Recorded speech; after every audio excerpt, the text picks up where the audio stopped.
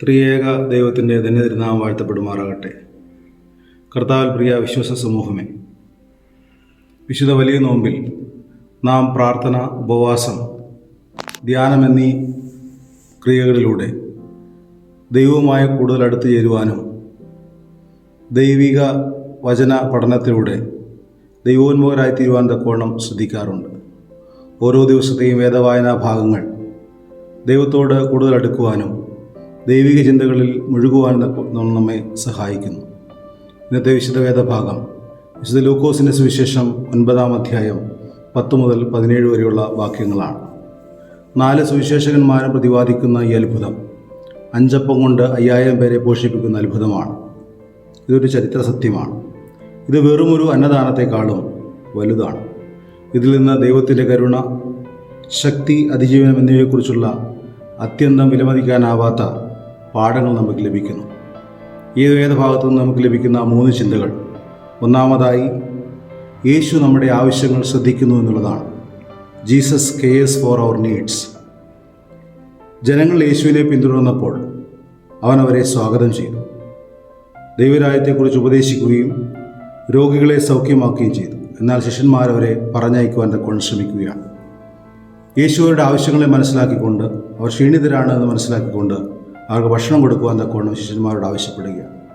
അവരുടെ ആവശ്യങ്ങൾ മനസ്സിലാക്കി അവർക്ക് ഭക്ഷിക്കുവാൻ തക്കവണ്ണം ഭക്ഷണം ക്രമീകരിച്ചു കൊടുക്കുന്ന ദൈവത്തെ നാം ഇവിടെ കാണുകയാണ്.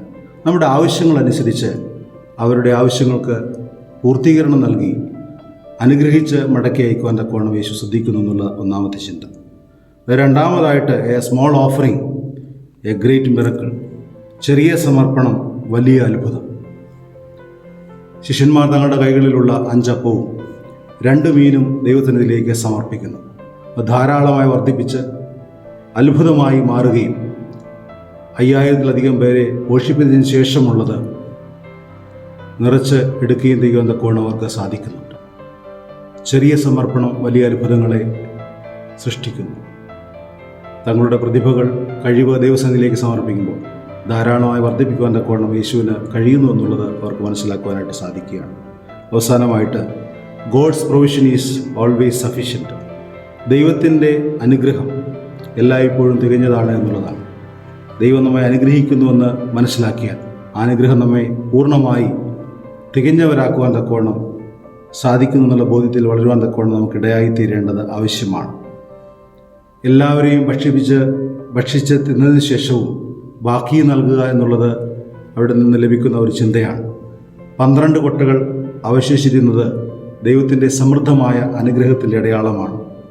ദൈവം നമ്മെ പര്യാപ്തമായി പോഷിപ്പിക്കുകയും നമ്മൾ ആവശ്യത്തിലും അധികമായി നമുക്ക് നൽകുകയും ചെയ്യുന്നുണ്ട്. ദൈവത്തിന് കഴിവുണ്ട്. ദൈവം നമ്മെ കരുതുന്നുണ്ട്.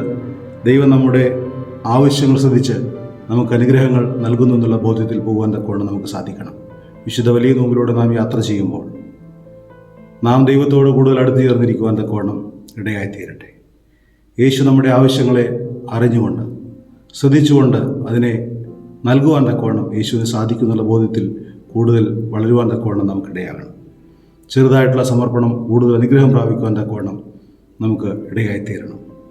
ദൈവത്തിൻ്റെ അനുഗ്രഹം എല്ലാം തികഞ്ഞതാണ് എന്ന ബോധ്യത്തിൽ ദൈവത്തിലേക്ക് ശരണപ്പെട്ടുകൊണ്ട്, നിൻ്റെ കൃപ എനിക്ക് മതി എന്നുള്ള വിശ്വാസത്തിൽ അവനിലേക്ക് ശരണപ്പെടുവാൻ തക്കവണ്ണം ദൈവം നമ്മെ സഹായിക്കട്ടെ എന്നുള്ള പ്രാർത്ഥനയോടുകൂടി ഞാൻ എൻ്റെ വാക്കുകൾ നിർത്തുന്നു. ദൈവം നമ്മെ എല്ലാവരെയും വാഴ്ത്തി അനുഗ്രഹിക്കുമാറാകട്ടെ. ആമീൻ.